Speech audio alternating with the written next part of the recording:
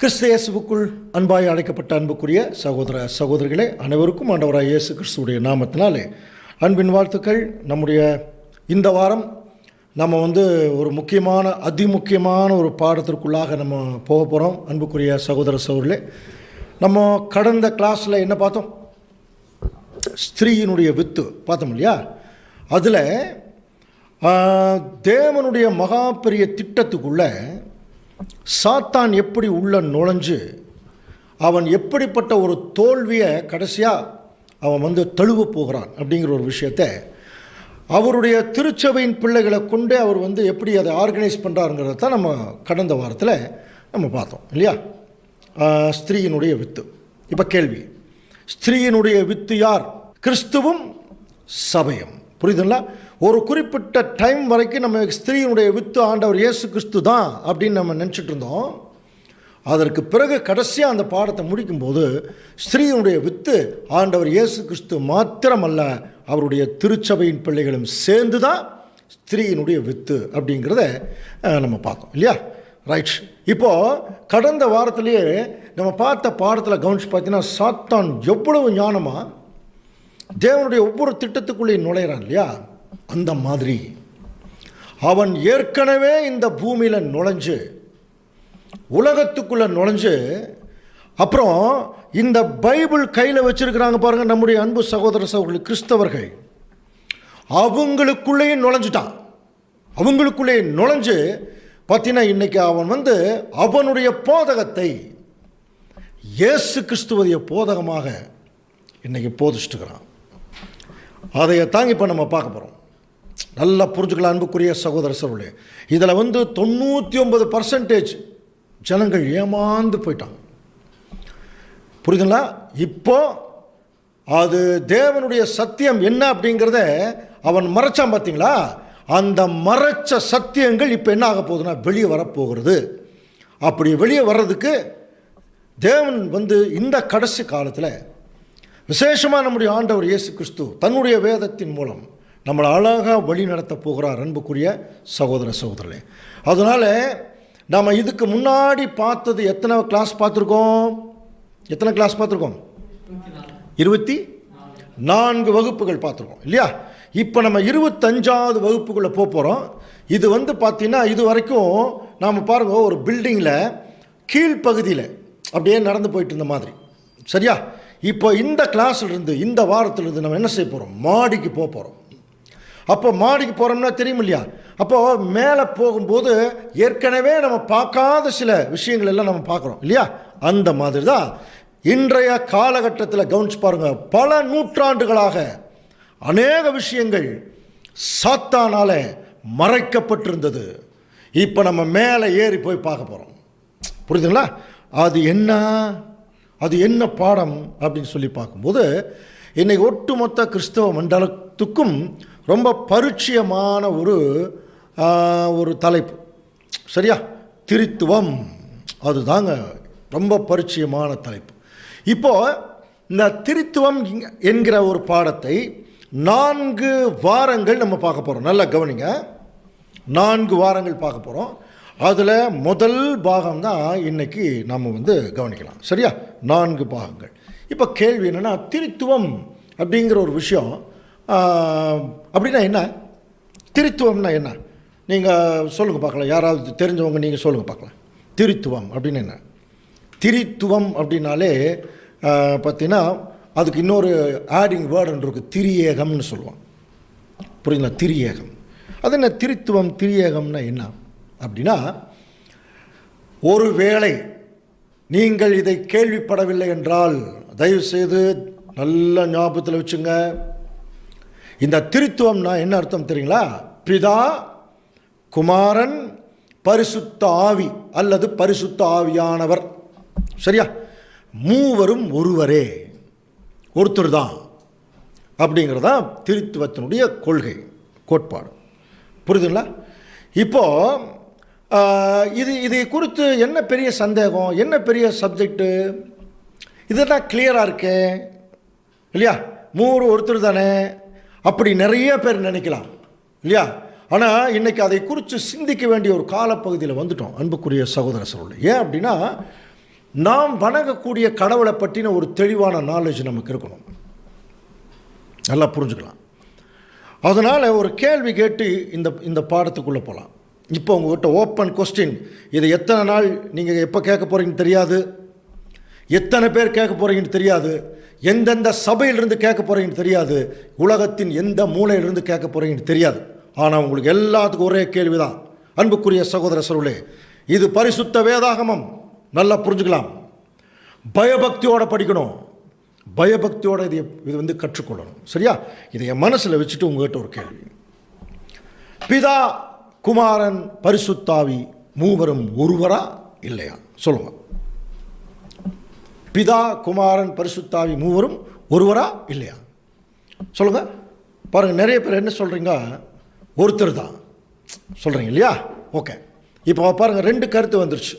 ஒரு வகுப்பார் என்ன சொல்கிறாங்க, இல்லை 3 வேறேன்னு சொல்கிறாங்க. இன்னொரு வகுப்பார் என்ன சொல்கிறாங்க, இல்லை 3 ஒன்று தான். இப்போ ஒரே கருத்தை எல்லாருமே சொல்லியிருந்தாங்கன்னு வச்சுங்களேன், நம்ம இதை குறித்து பெருசாக ஒன்றும் பார்க்க வேண்டியதில்லை. ஆனால் 2 கருத்து வந்துருச்சு.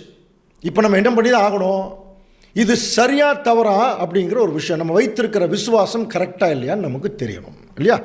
ஸோ அன்புக்குரிய சகோதர சகோதரி, அதையே பேஸ் பண்ணி இப்போ பார்க்கலாம். இப்போது இன்றைக்கி ஒட்டுமொத்த கிறிஸ்தவ மண்டலமும் புரிதலாம், 99% வச்சுக்கலாம்.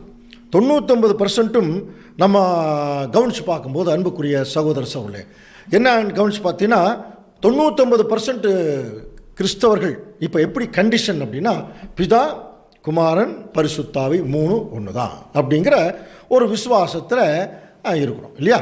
சரி, இந்த விசுவாசத்தில் கவனித்து பார்த்தீங்கன்னா, இதில் என்ன பெரிய ஒரு விசுவாசத்தில் என்ன பெரிய பிரச்சனை அப்படின்னு சொல்லும்போது, ஒரு பிரச்சனை இல்லை, 3 ஒருத்தர் தான், அதனால் ஒரு பிரச்சனை இல்லை. இப்படி ஒரு வகுப்பார். ஆனால் இன்னும் சில பேர் எப்படி இருக்கிறாங்கன்னு சொல்லி கவனிக்கும்போது, நிறைய பேர் எப்படி கவனிக்கிற, அதாவது பிதா, குமாரன், பரிசுத்தாவி வேறன்னு கூட சில சபையார் பேசுகிறாங்க. சரியா? ஓகே. இப்போ நம்ம இதை கண்டுபிடிக்கணும், இது என்ன என்பதை குறித்து நம்ம கண்டுபிடிக்கணும். இப்போது நார்மலாக எல்லா கிறிஸ்தவ சகோதர சகோதரிகிட்டையும் நம்ம போய் கேட்கும்போது, பிரதர், பிதா, குமாரன், பரிசுத்தாவி மூவரும் ஒருத்தரா இல்லையா அப்படின்னு சொல்லி நம்ம கேட்கும்போது, அவங்க அதுக்கு என்ன பதில் சொல்லுவாங்க தெரியுங்களா? என்ன விளக்கம் தெரியுமா? பாருங்கள், 3 ஒருத்தர் தான். இது எப்படி ப்ரூஃப் பண்ணலாம் தெரியுமா? பாருங்கள், அந்த முட்டை இருக்கு இல்லையா, முட்டை, அதில் பார்த்தீங்கன்னா 3 பாகம் இருக்குது. என்ன பாகம்? முதல்ல மேலே ஒரு ஓடு, அப்புறம் அதுக்குள்ளே ஒரு வெள்ளைக்கரு, அப்புறம் அதுக்குள்ளே ஒரு மஞ்சக்கரு இருக்கு இல்லையா? அப்போ இந்த 3 ஒரே ஒரு முட்டை தானே. அப்போ இதுக்குள்ளே 3 பொருள் இருக்குது, ஆனால் ஒன்று தான். அந்த மாதிரி தாங்க பிதா, குமாரன், பரிசுத்த ஆவி. அந்த மாதிரி தான் பிதா, குமாரன், பரிசுத்த ஆவி. நல்லா புரிஞ்சுக்கலாம். சரி, இப்படி ஒரு வகுப்பார் ஒரு விளக்கம். இன்னொரு வகுப்பார் இதை விட சூப்பரான ஒரு விளக்கம் சொல்கிறாங்க. எப்படி பாருங்கள், இந்த தண்ணி இருக்கு இல்லையா, இந்த தண்ணி நல்லா உறைஞ்ச நிலையில் இருக்கிற போது பனிக்கட்டியாக இருக்குது. அதுக்கப்புறம் அது கொஞ்சம் உருகுச்சுன்னா தண்ணி ஆகிடுது. அதுக்கப்புறம் அது கொதிக்க வச்சோம்னா என்ன ஆகிடுது, அது ஆவியாக போயிடுது. 3மே என்ன தான், 3மே தண்ணி தானே. அப்போது ஒரே தண்ணி தான் 3 நிலையில் இருக்குது. அந்த மாதிரி தாங்க பிதா, குமாரன், பரிசுத்தாவி அப்படின்னு சொல்லி ஒரு வகுப்பார். ஆனால் ரொம்ப இன்ட்ரெஸ்டிங்காக இருக்குல்ல, சரியான ஒரு விளக்கம் மாதிரி நமக்கு தெரியுது. ஆனால் என்ன பிரச்சனைனா, இந்த திருத்துவத்தினுடைய கோட்பாடு பாருங்கள், 1 + 1 + 1 இது எவ்வளவு, 3 தானே. ஆனால் திருத்துவத்தை சொல்கிறவங்களுடைய கோட்பாடு அதில்லை. 1 + 1 + 1 = 1 தான். இப்போ கேள்வி நிறைய பேர் அதனால தான் கேட்குறாங்க, அப்போ அது எப்படி 1 + 1 + 1 அது எப்படி 1 ஆகும், 3 தானே. புரியுதுல்ல? அப்போ நிறைய பேர் அல்ல, அந்த 3 தாங்க 1ங்கிறாங்க, அப்புறம் அந்த 1 தாங்க 3ங்கிறாங்க. இதுக்கு என்ன விளக்கம்? பிதா, குமாரன், பரிசுத்தாவி மூவரும் ஒருவரே அப்படிங்கிறனுடைய கொள்கை கோட்பாடுன்னா, ஆண்டவர் இயேசு கிறிஸ்து அவர் தான் மையம். நல்லா புரிஞ்சுங்க, அவர் தான் பிதா. புரிஞ்சுங்களா? அவர் தான் பிதா. இப்போ அவர் தான் குமாரன், அவர் தான் பரிசுத்த ஆவியானவர் அப்படிங்கிற ஒரு கொள்கை. இதுலேயும் நிறைய குழப்பம் இருக்குது.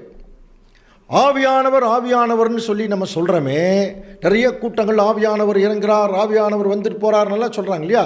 அந்த ஆவியானவர்ங்கிறது இயேசு கிறிஸ்துவை தான் ஆவியானவர்னு சொல்கிறாங்களா, இல்லை தனியாக ஒரு ஆவியானவர்னு சொல்கிறாங்களாங்கிறது ஒரு பெரிய குழப்பம் இருக்குது. அது அடுத்த பாகத்தில் நம்ம பார்க்க போகிறோம். சரியா? ஆனால் இப்போ நம்ம தெரிஞ்சு வச்சுக்கிற விஷயம் என்னென்னா, பிதா குமாரன் பரிசுத்த ஆவியானவர். அப்படின்னா பிதா அவர் பரலோகத்தில் இருந்தபோது பிதாவாக இருந்தார், இங்கே பூமிக்கு வந்தோன்னே குமாரன் ஆயிட்டாராம். இப்போ யாரு குமாரன் ஆயிட்டாரு? அது ஒரு கேள்வி. அப்புறம் பரிசுத்த ஆவியானவராக போயிட்டார். அந்த மாதிரி அப்போ அவர் தான் இவர் தான் அவர், அப்போ மூவரும் இவர் ஒருத்தர் தான் அப்படிங்கிறதா இந்த திரித்துவத்தினுடைய கோட்பாடு. சரிங்களா? ஸோ இது பைபிள் சத்தியத்தின்படி இந்த கோட்பாடு கரெக்டாக இல்லையான்னு நமக்கு தெரியணும். ஏன் இதை குறித்து நம்ம ஆராய்ச்சி பண்ணுறோம்? ஏன் இதை குறித்து நம்ம பார்க்க வேண்டியது இருக்குது? நிறையா ஒரே பைபிள் வச்சுக்கிட்டு எல்லாருமே வெவ்வேறு போதகங்களை சொல்லக்கூடிய பிரச்சனை இருக்கிறதுனால மட்டும்தான் இந்த பைபிளில் நம்ம தேட வேண்டியதாக இருக்குது எது உண்மை. ஒரு வகுப்பார் பிதா குமாரன் பரிசுத்தாவி வேறங்கிறாங்க, ஒரு வகுப்பார் ஒன்று அப்படிங்கிறாங்க. புரியுதுங்களா? அப்போது இது எப்படி நம்ம தெரிஞ்சுக்கிறது? இதுக்கு என்ன வழி சொல்லுங்க? ஒரே வழி, நம்முடைய ஆண்டவர் இயேசு கிறிஸ்து தான். அவர்கிட்ட போய், ஆண்டவரே நீங்கள் ஒருத்தரா 3 பேரா, அல்லது 3 பேரா ஒருத்தரா, நீங்கள் தான் பிதாவா, நீங்கள் தான் குமாரனா, நீங்கள் தான் பரிசுத்த ஆவியானவராக போயிட்டீங்களா? அப்போ பிதாங்கிறது யார்? நீங்கள் தான் அவரா அப்படின்னு சொல்லி ஒரு கேள்வி நிறைய நம்ம கேட்கும்போது, இந்த கேள்விகளுக்கு நம்முடைய முன்னோர்கள் இருக்கிறாங்க இல்லையா, சீஷர்கள், அவங்க ஆண்டவரிடத்தில் அவர் பேசிகிட்டு இருந்தாங்க, ஃப்ரீக்வெண்ட்டாக பேசுகிறாங்க. அப்போ ஆண்டவர் நீங்கள் படித்து பாருங்கள், சுவிசேஷ புஸ்தகங்களில் அவர் அடிக்கடி பேசுகிற வார்த்தை என் பிதா அப்படிம்பார். என் பிதா, பரலோகத்தில் இருக்கிற என் பிதா, நான் அவர்கிட்ட இருந்தால் வந்தேன் அப்படிங்கிற மாதிரி சில வார்த்தைகள் எல்லாம் சொல்கிறார். அப்போது இவங்களுக்கு அவர்கிட்ட பேசணும், அவரை பார்க்கணும் அப்படிங்கிற ஒரு சிந்தனையெல்லாம் வருது. அப்படி வரும்போது அன்புக்குரிய சகோதர சகோதரர்களே, இங்கே ஆரம்பிக்கிறாருங்க ஆண்டவர் இயேசு கிறிஸ்து ஒரு தெளிவான ஒரு விஷயத்தை நம்மகிட்ட அவர் சொல்கிறார். வாசிக்கலாம் பாருங்க, யோவான் 5:37. என்னை அனுப்பின பிதா தாமே என்னை குறித்து சாட்சி கொடுத்திருக்கிறார். நீங்கள் ஒரு காலமும் அவர் சத்தத்தை கேட்டதும் இல்லை, அவர் ரூபத்தை கண்டதும் இல்லை. நல்லா புரிஞ்சுக்கலாம். ஆண்டவர் இந்த பூமியில சீசர்கிட்ட பேசிட்டு இருக்கார். இவர் சொல்றார், என்னை அனுப்பின பிதா தாமே என்னை குறித்து அவர் சாட்சி சொல்லியிருக்காரு. நீங்க ஒரு காலம் அவருடைய சத்தத்தை கேட்டதில்லை, அவருடைய ரூபத்தையும் பார்த்ததில்லை, அவரை பார்த்ததே இல்லைங்கிறாங்க. அவருடைய உருவத்தை நீங்கள் பார்த்ததில்லை, அவருடைய சத்தத்தை நீங்கள் கேட்டதில்லை. எப்படி? இப்போ என்ன ஆயிடுச்சுன்னா, இவங்க கேட்ட கேள்வியிலேயே இப்போ நம்ம சொன்ன நிறைய கருத்துக்கள் உடஞ்சிருச்சு பாருங்க. இப்போ இவர் தான் பிதா, இப்போ அவர் தான் குமாரனை வந்திருக்கிறாருங்கிறது இப்போ இன்னைக்கு இருக்கக்கூடிய அநேகருடைய போதனை. ஆனால் இயேசு கிறிஸ்து இங்கே என்ன சொல்கிறார்? என்னை அனுப்பின பிதா அவர் தான் என்னை குறித்து சாட்சி கொடுத்துருக்காரு. ஆனால் நீங்கள் ஒரு காலம் அவர் சத்தத்தை கேட்டதில்லை, அவர் ரூபத்தை கண்டதும் இல்லை அப்படிங்கிறார். அதே யோவான் 1 18 பாருங்க, தேவனை ஒருவனும் ஒரு காலம் கண்டதில்லை, ஒரு காலம் கண்டதில்லைங்கிறார். நல்லா புரிஞ்சுக்கலாம். தயவு செய்து ஒவ்வொரு வார்த்தைகளையும் கவனிங்க, முடிஞ்சால் நோட்ஸ் எடுத்து வச்சுங்க. அன்புக்குரிய சகோதர சகோதரர்களே, இதில் நிறைய கொஸ்டின்ஸ் உங்களுக்கு வரும், கட்டாயமாக வரும். எல்லா கேள்விகளுக்கும் 4 பாகத்துக்குள்ள முடிவு வந்துடும். பொறுமையாக உட்காந்து கேட்டிங்கனாலே உங்களுக்கு எல்லா கேள்விகளுக்கும் இந்த 4 பாகத்தில் விடை வந்துடும். தயவு செய்து நோட்ஸ் எடுத்துங்க. சரியா? அன்புக்குரிய சகோதர சகோதரர்களே, கவனிக்கலாம். அப்போ பாருங்க, ஆண்டவர் சொல்றார், தேவனை ஒருவனும் ஒரு காலம் கண்டதில்லை, பிதாவின் மடியில் இருக்கிற ஒரே பேரான குமாரனே அவரை வெளிப்படுத்தினார்.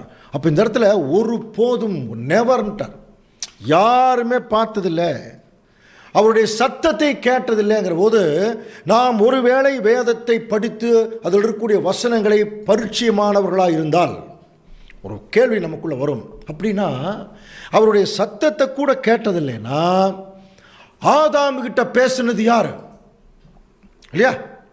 அப்புறம் ஆபிரகாம் கிட்ட பேசுனது யார்? மோசே கிட்ட பேசுனது யார்? மற்றும் பல பரிசுத்தவான்கள் பழைய ஏற்பாட்டு காலத்தில் முற்பிதாக்கள், அவங்க கிட்டலாம் யார் பேசுனது தெரியணுமா இல்லையா? ஆண்டவர் முதல் வருகையில் கிளியராக சொல்லிட்டார், என் பிதாவை ஒருத்தரும் பார்த்ததில்லை, அவருடைய சத்தத்தை கேட்டதில்லைங்கிற போது, அந்த சத்தத்தையே கேட்டதில்லைங்கிற போது, அப்போ ஆதாம் யார்கிட்ட பேசினார்? எத்தனை வசனம் படிச்சிருக்கிறோம்? தேவன் ஆதாமை நோக்கி, தேவன் ஆபிரகாமை நோக்கி, மோசேயை நோக்கி, நல்ல சில வசனங்கள் படிக்கிறோம் இல்லையா? அப்போது பிதாவாகிய தேவன் பேசுகிற மாதிரி தான் இருக்கு. ஆனால் இங்கே ஆண்டவர் கிளியராக சொல்கிறார், இப்போ நமக்கு ஆண்டவர் இயேசு கிறிஸ்து தாங்க அதிகாரி. அவர் என்ன சொல்கிறாரோ அதான் கரெக்ட். புரியுதுல்ல? அவர் பிதாவை குறித்து என்ன பேசுகிறாரோ அது கரெக்டு, குமாரனை குறித்து என்ன பேசுகிறாரோ அது கரெக்டு, பரிசுத்தாவை குறித்து என்ன பேசுகிறாரோ அது கரெக்டு. ஆண்டவர் இயேசு கிறிஸ்து தான் கரெக்டு. அவரை ஃபாலோ பண்ணி யார் சரியாக புரிந்து கொள்கிறாங்களோ அவங்க தான் கரெக்டு. இப்போ நம்ம கரெக்டாக தப்பா இப்போ நம்ம பார்க்கணும். இப்போ ஆண்டவர்கிட்டயே நம்ம போகலாம். இதை ஒரு தெளிவுபடுத்த வேண்டிய ஒரு கட்டாயத்தில் ஆண்டவர் இயேசு கிறிஸ்து ஒரு கட்டாயமாக செஞ்சிருவார், நமக்கு தெளிவுபடுத்திடுவார். ஒன்றும் வேண்டாம், ஒரு வசனங்களை மட்டும் கொஞ்சம் கூர்ந்து கவனிச்சாலே போதும். ஒரு இன்ட்ரெஸ்டிங்கான ஒரு விஷயத்துக்குள்ளே போகிறோம் அன்புக்குரிய சகோதரர்களே. அது மட்டும் இல்லை, ஏற்கனவே சொன்னோம் இல்லையா, இது வரைக்கும் நம்ம அப்படியே கீழேயே போயிட்டு இருந்தோம். இப்போ மாடி மேலே போய் மாடி மேலே சில ஆச்சரியமான விஷயங்களெல்லாம் நமக்கு இது மேலே இருக்குது தெரியல. இப்போ நம்ம மேலே போகிறோம். வாங்க படிக்கட்டில் மேலே போகலாம். ஒவ்வொரு வசனமாக மேலே போய் அதுக்கு மேலே என்ன இருக்குன்னு பார்க்கலாம். இப்போது ஆண்டவர் இதை குறித்து ஒரு தெளிவுபடுத்துறதுக்கு அவர் ரெடி ஆகிட்டார். இப்போ நம்ம அதை கேட்பதற்கு ரெடியாக இருக்கலாம். ஒரு முறை ஆண்டவர் இயேசு கிறிஸ்து அவர் அந்த ஜனங்கள் மத்தியில் பேசிகிட்டு இருக்கும்போது அவர் மிகுந்த அதிகாரமுடையவரெல்லாம் பேசுகிறார். இப்போ அவங்களுக்கெல்லாம் பயங்கர கோபம். என்ன இவர் என்ன அதிகாரம் இதில் பேசுகிறாரு, ரொம்ப அதிகாரமுடையவராக பேசுகிறாரு அப்படின்னு சொல்லிட்டு இஸ்ரவேல் ஜனங்களுக்கே உரிய ஒரு வைராக்கியம் இருக்கும் இல்லையா, அவங்க ஒரு நாள் கேட்குறாங்க, ஆமாம் இவ்வளோ பேசுகிறீங்களே, எங்கள் பிதாவாகிய ஆபிரகாமை விட நீங்கள் பெரியாளா அப்படின்னு கேட்டாங்க. யோவான் 8:53 கவனிச்சு பாருங்க. எங்கள் பிதாவாகிய ஆபிரகாமிலும் விட நீங்கள் பெரியாளா? அவர் மரித்தார், அவரே மரிச்சிட்டார், தீர்க்கதரிசிகளையும் மரித்தார்கள், உன்னை நீ எப்படிப்பட்டவனாக்குறாய் அப்படின்னு சொல்லி கேட்குறாங்க. எங்கள் முற்பிதா அப்படின்னா அவங்களுக்கு நல்லா தெரியுது பாருங்க, ஆபிரகாமுடைய சந்ததி தான் இவங்கன்னு தெரியுது, ஆபிரகாம் தான் உங்களுக்கு முற்பிதான்னு தெரியுது. இப்போ போய் கேட்குறேன், எங்கள் முற்பிதாவாகிய ஆபிரகாமை விட நீங்கள் பெரியாளா? அப்போது ஆண்டவர் ஒரு ஆச்சரியமான ஒரு உண்மையை சொன்னார். கவனிக்கலாம் பாருங்க. யோவான் 8:56 உங்கள் பிதாவாகிய ஆபிரகாம் என்னுடைய நாளை காண ஆசையா இருந்தான், கண்டு களி கூர்ந்தான். பாருங்க, உங்கள் பிதாவாகிய ஆபிரகாம் என்னுடைய நாளை காண ஆசையா இருந்தான், கண்டு களி கூர்ந்தான். கவனிக்கிறீங்களா? என்னுடைய நாளை காண ஆசையா இருந்தான், கண்டு களி கூர்ந்தான் ஒரு வார்த்தை இருக்கு. அதாவது இதை ரொம்ப தெளிவாக புரிஞ்சுக்கணும்னா, நீங்கள் முற்பிதான்னு சொல்கிற ஆபிரகாமே என்னை பார்க்கணுன்னு ரொம்ப ஆசைப்பட்டிருக்கார் தெரியுமா? ஒரு நாள் என்னை பார்த்து பயங்கரமாக சந்தோஷப்பட்டிருக்கார். அதுதான் கண்டு களி கூறுறது. புரியுதா? நீங்கள் சொல்கிற முற்பிதாவாகிய ஆபிரகாமே என்னுடைய நாளைக்கான ஆசையாக இருந்தான், கண்டு களி கூர்ந்தான். கவனிக்கிறீங்களா? உடனே உங்களுக்கு ரொம்ப ஆச்சரியம். அது எப்படி எப்படி எப்படி உங்களை பார்த்துருக்காரு? உங்களுக்கு இன்னும் 50 வயசு கூட ஆகலையே. அவருக்கெல்லாம் எத்தனை வருஷத்துக்கு முன்னாடி இருந்து மரித்தவர், உங்களுக்கு இன்னும் 50 வயசு கூட ஆகலையே, எப்படி நீங்கள் ஆபிரகாமை பார்த்தீங்கன்னு சொல்கிறீங்க? அதுக்கு ஆண்டவர் பதில் சொல்கிறார் பாருங்க. ஆபிரகாம் உண்டாகிறதுக்கு முன்னாடியே நான் இருக்கேன் என்று மெய்யாகவே உங்களுக்கு சொல்லுகிறேன். யோவான் 8:58 உடனே அவங்களுக்கு பயங்கரமாக ஆச்சரியமாக இருக்கும். இவர் இப்போ தான் பிறந்திருக்காரு, தச்சனுடைய மகன், யோசேப்பு மரியம்மா பிறந்தவர். அதில் பார்த்துட்டு இருக்கிற இவர் என்ன திடீர்னு என்ன சொல்கிறாரு? ஆபிரகாமுக்கு முன்னாடியே நான் இருக்கேன். நீங்கள் சொல்கிற ஆபிரகாமை என்ன பார்க்கணும்னு ஆசைப்பட்டார், கண்டு களி கூர்ந்தார். அன்னைக்கு இருந்த இஸ்ரவேல் ஜனங்களால் இதைய கிரகிக்கவே முடியாது. கல் எடுத்துட்டாங்க அடிக்கிறதுக்கு பாருங்க. அப்போ அவர் பேசுறது அவங்களுக்கு ஒரு பைத்தியகாரத்தனம் மாதிரி ஆயிடுச்சு.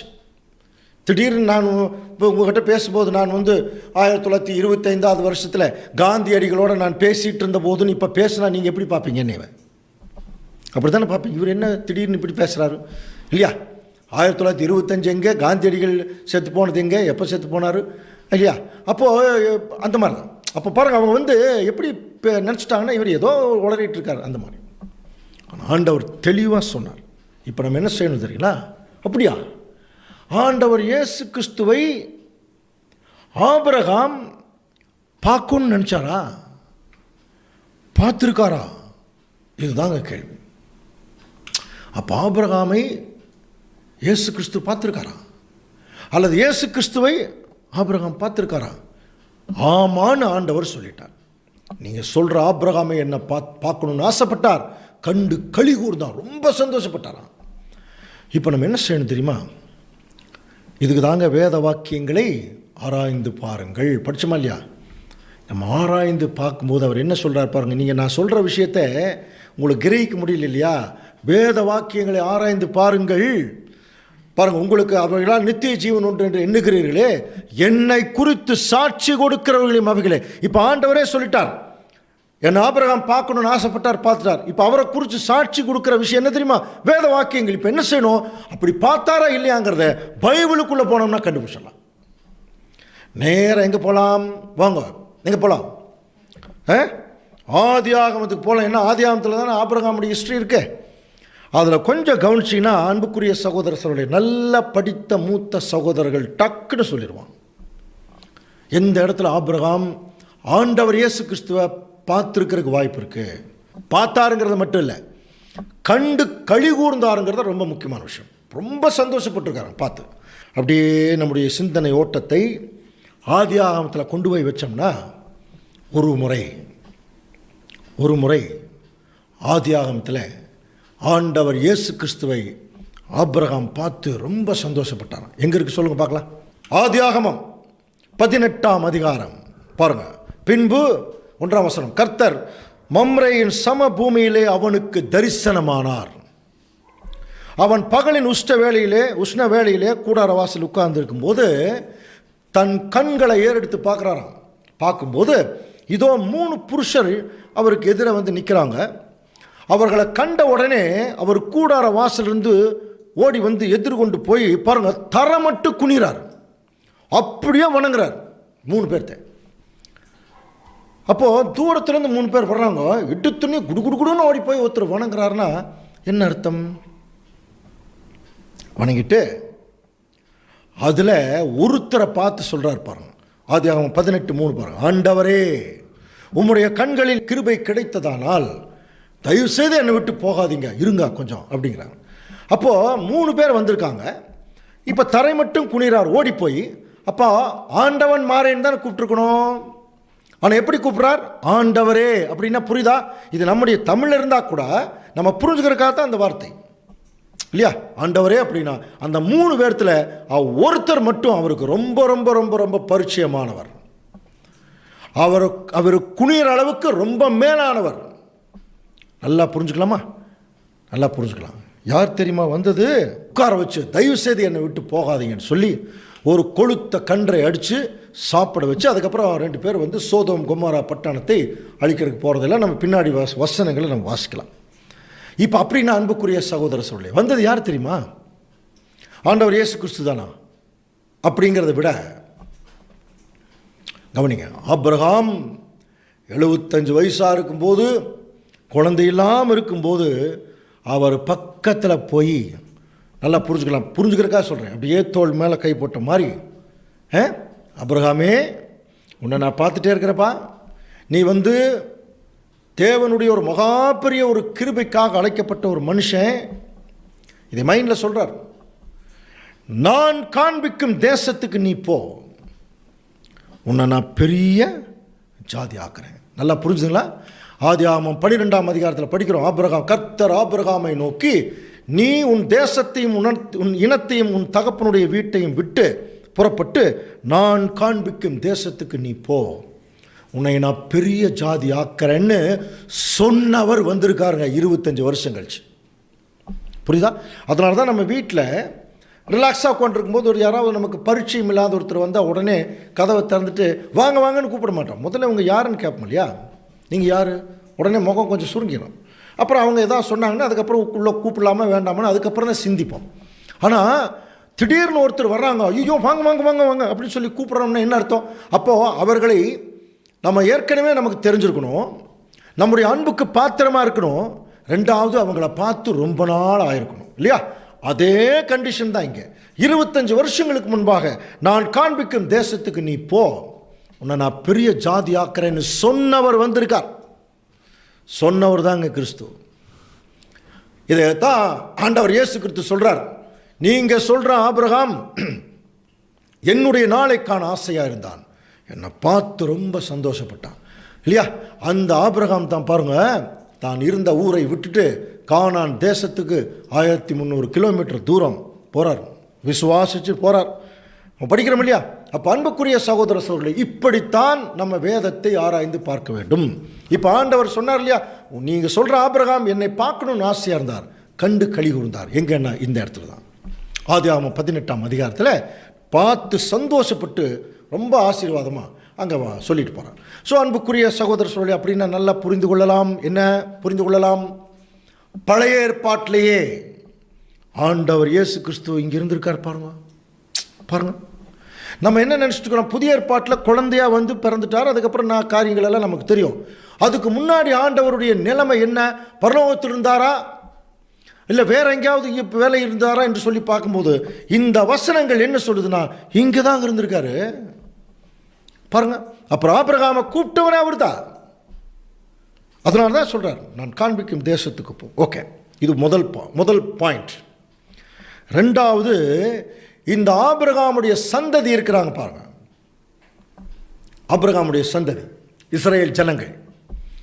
இவங்களை ஆபிரகாம், ஈசாக்கு, யாக்கோபுக்கு இஸ்ரேல்னு பேர். இஸ்ரேல் பிறந்தவங்க தான் 12 பேர், 12 கோத்திரம் இஸ்ரேல் ஜனங்கள். இவங்க ஒரு குறிப்பிட்ட காலத்தில் எகிப்தில் அடிமையாக இருந்தபோது தேவன் முற்பிதாக்களுக்கு செய்த அந்த வாக்குத்தத்தங்களை நினைவு கூர்ந்து மோசே மூலமாக இஸ்ரேல் ஜனங்களை எகிப்திலிருந்து கானான் தேசத்துக்கு வழி நடத்துகிறார். அப்படி வழி நடத்திட்டு வர்ற ஒரு விஷயத்தை மிக சுருக்கமாக அப்போஸ்தலனாகிய பவுல் தன்னுடைய கொரிந்தியர் நிருபத்தில் அவர் நமக்கு பதிவு செய்கிறார். பாருங்க, 1 கொரிந்தியர் 10ஆம் அதிகாரம் 1ஆம் வசனம் வாசிக்கலாம். இப்படி இருக்க சகோதரரே, நீங்கள் எவைகளை அறிய வேண்டுமென்றிருக்கிறேன் என்றால், இப்படி இருக்க சகோதரரே, நீங்கள் எவைகளை அறிய வேண்டும் என்று இருக்கிறேன் என்றால், அப்படின்னா என்ன அர்த்தம் தெரியுங்களா? நீங்க எதை தெரிஞ்சுக்கணும்னு நான் விரும்புறேன்னா அப்படின்னா என்ன அர்த்தம்? நீங்க முதல்ல இதைத்தான் தெரிஞ்சுக்கணும் அப்படிங்கிறார். என்ன தெரிஞ்சுக்கணும்? நம்முடைய பிதாக்கள் எல்லாரும் மேகத்துக்கு கீழாக இருந்தார்கள், எல்லாரும் சமுத்திரத்தின் வழியாய் நடந்து வந்தார்கள். ஞாபகம் இருக்குங்களா? எல்லாரும் மோசேக்குள்ளாக மேகத்தினாலும் சமுத்திரத்தினாலும் ஞானஸ்நானம் பண்ணப்பட்டார்கள். இது எந்த இடத்தை குறித்து பேசுகிறார் ஞாபகம் வருதா? பழைய ஏற்பாட்டு காலத்தில் இஸ்ரேல் ஜனங்கள் வழிநடத்திட்டு வந்த விதம், மோசே மூலம் தேவன் வழி நடத்திட்டு வரார். அப்போது பாருங்கள், மேகத்தினாலும் சமுத்திரத்தினாலும் ஞானஸ்நானம் பண்ணப்பட்டார்கள், எல்லாரும் ஒரே ஞான போஜனத்தை புசித்தார்கள், எல்லாரும் ஒரே ஞான பானத்தை குடித்தார்கள். எப்படி எனில் அப்படின்னு ஆரம்பிக்கிறார். எப்படி எனில் அவர்களோடே கூட சென்ற ஞான கண்மலையின் தண்ணீரை குடித்தார்கள். அந்த கண்மலை கிறிஸ்துவே. நல்லா கவனிங்க, அவங்களோடையே ஒரு ஞான கண்மலை போயிட்டு இருந்ததா? அந்த கண்மலைக்கு பேர் என்ன? கிறிஸ்துவே. அப்படின்னா என்ன புரிஞ்சுக்கலாம்? அன்புக்குரிய சகோதர சகோதரர்களே, இஸ்ரேல் ஜனங்களை எகிப்திலிருந்து கானான் தேசத்துக்கு வழி நடந்து வந்த அந்த வழிப்பிரயாணங்கள் முழுவதும் ஆண்டவர் இயேசு கிறிஸ்து அவங்களோடையே தாங்க போயிட்டு இருந்திருக்காரு. ஆனால் அவங்களுக்கும் தெரியல, இப்போ நமக்கும் தெரியல. இப்போ நமக்கு தெரிய வைக்கிறார். சரியா? அவங்களுக்கு தெரியல. இயேசு கிறிஸ்து கூடவே போனாராம். ஞான கண்மலை அப்படின்னு பேர். பாருங்க, அந்த கண்மலை அட்டு சொன்ன தண்ணீர் வந்ததா? இது ஒரு பெரிய நிழல். அன்புக்குரிய சகோதரர்களே, ஆண்டவர் இயேசு கிறிஸ்து தான் ஞான கண்மலை. அப்படின்னா அந்த கண்மலையிலிருந்து தான் ஜீவ தண்ணீர் வருது, ஜீவன் வருது. அப்போ அந்த ஜீவன் நமக்கு கிடைக்கணும், அதை பருகி நம்ம கிறிஸ்துவோட ஜீவனோடு இருக்கணும். அப்படின்னா அந்த கண்மலை அடிக்கப்படணும். அடிச்சாங்க, தண்ணி வந்தது. அதே மாதிரி தான் நம்முடைய ஞான கண்மலையாகிய கிறிஸ்து ஒரு முறை அவர் அடிக்கப்பட்டார். இப்போ அவர்கிட்ட இருந்து தாங்க ஜீவன் வந்துட்டே இருக்கு. இது ஒரு நிழல். நல்லா புரிஞ்சுக்க, இது நிழல். ஆனால் இப்போ நம்ம பார்த்துட்டு இருக்கிறது சம்பவம். அந்த சம்பவத்தை சொல்கிறார். எப்படி சொல்கிறாருன்னா, அந்த இஸ்ரேல் ஜனங்களோடையே ஒருத்தர் போயிட்டு இருந்தாருங்க, அவர் பேர் ஞான கண்மலை, அந்த கண்மலைக்கு பேர் கிறிஸ்து. அப்போ நல்லா புரிஞ்சுக்கலாமா? இயேசு கிறிஸ்து இஸ்ரேல் ஜனங்களோடையே போயிட்டு இருந்தார். இப்போ நம்ம எப்படி கண்டுபிடிக்கணும்? அப்படியா, நம்ம எத்தனை முறை யாத்திரா நம்ம படிச்சிருக்கிறோம், அவர் இயேசு கிறிஸ்து போன மாதிரியே தெரியலையே. இப்போ தெரிஞ்சிருப்பாருங்க இன்னும் கொஞ்சம் நேரத்தில். இப்போது அதுக்கு ஒரு விளக்கம் கொடுக்குறார். இவ்வளவு தூரம் நன்மை செய்கிறார். நம்ம ஏற்கனவே படிச்சிருக்கிறோம் இல்லையா? இஸ்ரேல் ஜனங்களை அவங்களுக்கு செஞ்ச மாதிரி வேறு எந்த ஜனங்களுக்கு அவர் நன்மை செய்யலை. பகலில் மேகஸ்தம்பம், இரவில் அக்கினி ஸ்தம்பம், செருப்பு தேயில இல்லையா, அவங்களுக்கு சாப்பாடு வேணுங்கிற போது மன்னா, கறி வேணுங்கிற போது காடை. எந்த ஜனமும் அவங்கள ஜெயிக்க முடியல. புரியுதா? பராக்கிரம ஜனங்களாக போயிட்டுருக்கிறான். இவ்வளோ நன்மை செஞ்சும் பாருங்கள், அடுத்த வசனம் பாருங்கள், வாசிக்கலாம். 1 கொரிந்தியர் 10:5. அப்படி இருந்தும் அவர்களில் அதிகமான பேர்களிடத்தில் தேவன் பிரியமாய் இருந்ததில்லை. பார்த்தீங்களா? அப்படி இருந்தும் அவர்களில் அதிகமான பேர்களிடத்தில் தேவன் என்ன செய்யலையா? பிரியமாக இருந்ததில்லை அப்படிங்கிறார். இப்போனா நம்ம கண்டுபிடிக்கணும், அப்படியா? ஏன் அப்படி? ஏன் தேவன் அவங்கள பிரியமாக தானே கூட்டிகிட்டு வந்தார், ஏன் பிரியமாக இல்லை? அடுத்த வசனம் பாருங்கள். ஆதலால் அவர்கள் வனாந்தரத்திலே அழிக்கப்பட்டார்கள். வனாந்தரத்திலே செத்தாங்களாம். அடுத்தது, அவர்கள் இச்சித்தது போல நாமும் பொல்லாங்கானவைகளை இச்சியாதபடிக்கு இவைகள் எல்லாம் நமக்கு என்னவா இருக்கான்? ஒரு திருஷ்டாந்தங்களாக இருக்கு. ஒரு திருஷ்டாந்தமாக இருக்குதான். அவங்க தப்பு பண்ண மாதிரி, அவங்க ஆசைப்பட்ட மாதிரி நம்ம பற்றக்கூடாது. அதனால் அவங்க லைஃபே நமக்கு ஒரு முன்னடையாளமாக தேவன் வைக்கிறார். அன்புக்குரிய சகோதரர்களே, அது மட்டும் இல்லை. இப்போ பாருங்கள், அடுத்தது, ஜனங்கள் புசிக்கவும் குடிக்கவும் உட்கார்ந்து விளையாட எழுந்திருந்தார்கள் என்று எழுதியிருக்கிறபடி அவர்களில் சிலர் விக்கிரக ஆராதனைக்காரர் ஆனது போல நீங்களும் ஆகாதுங்கள். திரும்ப நமக்கு சொல்லிட்டே வர்றார். அவங்க ஆசைப்பட்டபடி நீங்கள் ஆசைப்படாதீங்க, அவங்க விக்கிரக ஆராதனைக்காரரான மாதிரி நீங்கள் ஆயிடாதீங்க. அடுத்தது வாசிக்கலாம் பாருங்க. அவர்களில் சிலர் வேசித்தனம் பண்ணி ஒரே நாளில் 23,000 பேர் விழுந்து போனாங்க. அதுபோல நாமும் வேசித்தனம் பண்ணாதிருப்போமாக. அப்படியே வரிசையாக சொல்லிட்டு திடீர்னு ஒரு வார்த்தை சொல்கிறா பாருங்க. அவர்களில் சிலர் கிறிஸ்துவை பரீட்சை பார்த்து, யாரு?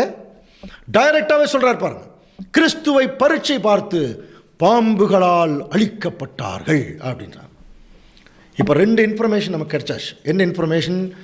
இஸ்ரேல் ஜனங்கள் வழி நடந்து போகையில், புரியுதுங்களா, வழி நடந்து போகையில் கிறிஸ்து கூடவே போயிட்டு இருந்திருக்கார். அவங்களுக்கு முழுசு பராமரிப்பு அவர் தான். ஆனால் யாருக்குமே தெரியாது அவர் தான் பண்ணுறாருன்னு. நல்லா புரிஞ்சுக்கலாம். அதே சமயத்தில் அவரை பரீட்சை பார்த்தாங்களாம். பரீட்சை பார்க்குறதுனா புரியுது இல்லையா? கோபப்படுத்துறது. அப்படின்னா என்ன புரிஞ்சுக்கலாம்? அப்போ ஆண்டவர் இயேசு கிறிஸ்துவுக்கு அந்த டைமில் என்ன வந்திருக்கு? கூட போயிருக்கார், பராமரிச்சிருக்கார்.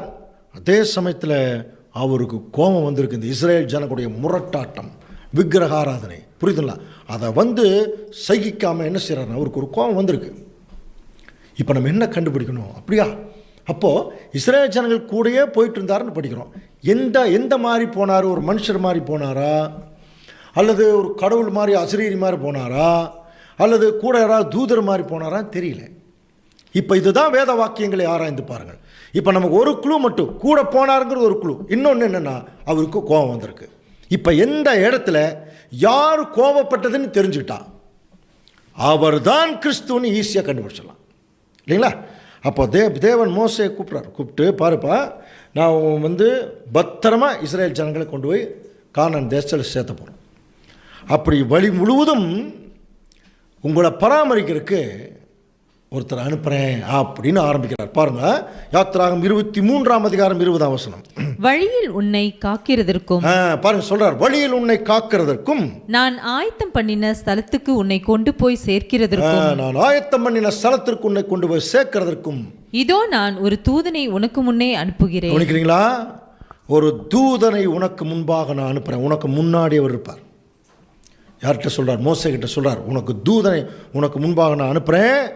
அவர் சமூகத்தில் நீ எச்சரிக்கையா இருக்கணும் சொல்றார். பாருங்க, ஜாக்கிரதையா இருக்கணும் அவர் சமூகத்தில். ஏன்னா அவர் வாக்குக்கு செவி கொடு. அவர் என்ன சொல்றாரு அதை கேளு.